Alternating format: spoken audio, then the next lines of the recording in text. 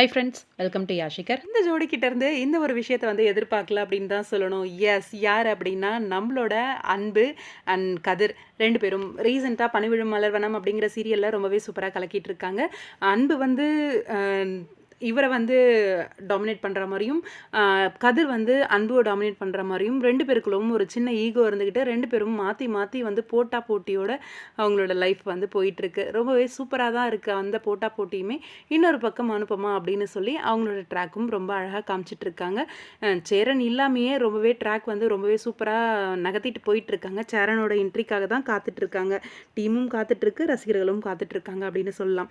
ரீசெண்டா நம்மளோட அன்பு அண்ட் கதிர் 2 பேரும் சேர்ந்து பேர் பண்ணி ஒரு கியூட்டான ஒரு சாங் ரீல்ஸ் ஒன்று பண்ணியிருந்தாங்க.